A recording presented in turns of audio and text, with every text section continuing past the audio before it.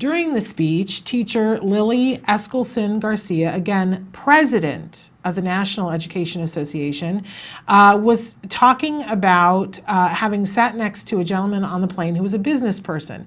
And he asked, what do you do? She said, I work in education. And he said, well, great. Let me ask you a question then. What's the one thing, just boil it down, what's the one thing that we need to improve upon our public schools? And her very quick-witted response was, the one thing that we need is to have business people like yourself stop thinking that it's one thing that we need to fix the public school system. She said this in the speech, and there was a round of applause, and everybody was cheering. And then she went on a very, what appeared to me to be rehearsed rant about, well, here are all the things that teachers do and all the things that we have to deal with. In the process of that, she talked about having to have individualized programs, and she was saying it very quickly. She was saying, we have individualized programs for children who are blind, children who are deaf, children who are this, and they're that, and they're this. And she was saying it all really quickly for comic effect. And this continued on for quite a while, but buried in the middle of all of it, one of the things that she said, we have to deal with children who are chronically tarded and medically annoying. And she continued on, right? And a lot of us saw that and went, I beg your pardon, did she just say what I thought she said? And what was especially annoying to me is that her speech was picked up by Upworthy, a site that we generally really appreciate the things that they focus on. And they thought it was great that she had cracked this joke to the business person about, well, we need it to be more, we need people like you to realize that it takes more than one thing. But a lot of other organizations have said, let's back up for a second. What was that you said about chronically tarded and medically annoying? As the president of the National Education Association, is that seriously the message that you believe in and are sending out? Many people have called for her resignation or for her to be fired. She has issued an apology and an explanation of sorts.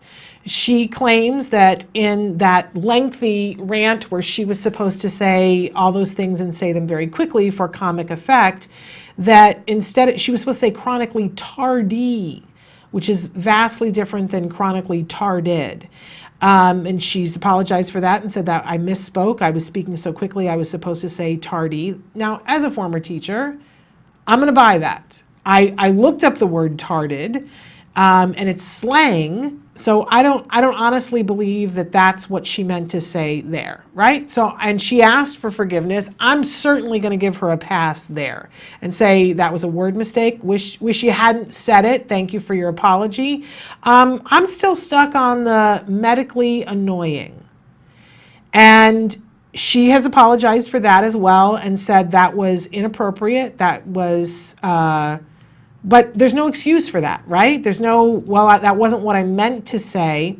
And she says it was a poor choice of words, and please forgive me for, I've lived my life around inclusion. I've lived my life around making sure that kids of all abilities and with all issues get the education. So please don't judge me by a misspoken word. Judge me by my actions. And again, a lot of people are calling for her resignation. I'll be honest with you, and I'd love to hear from you guys what you think about this. I'm not looking for her resignation, and I'm not looking for her to be fired. What I'm looking for her to do is put on some big girl pants and talk about what really happened and thinking it was funny to say that some of our kids are medically annoying. Because here's what I feel about that. It hurt my heart. And it hurt my heart because I think there was a measure of truth to it, that some of our kids, to some of their teachers, are medically annoying.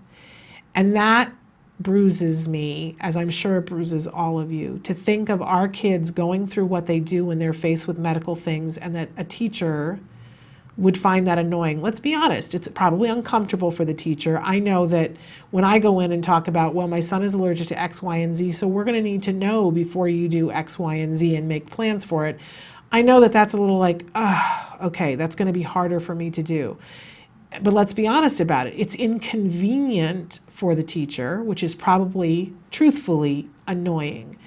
And what I frequently say when people get annoyed with some of the difference that we have to deal with, I say to them, yes, I know this is so annoying for you, and it's going to be annoying for you for what, 5 minutes, the next 5 minutes, the next 5 months, the next year? My child lives with this all the time. Yes, it's very annoying. It is. And I think here's a wonderful opportunity, if this woman truly wants to lead the nation in education, for us to open up this discussion and talk about what can we do to educate teachers about what to do when something is annoying for them, how to support the teachers when something is uncomfortable for them, and to face the reality of the fact that, yes, it would be so nice and it would be so easy if everybody could just go with the flow and not have these issues, right? But as annoying as it is for the teachers, it's nothing compared to what our kids have to go through. And that she didn't include in her apology.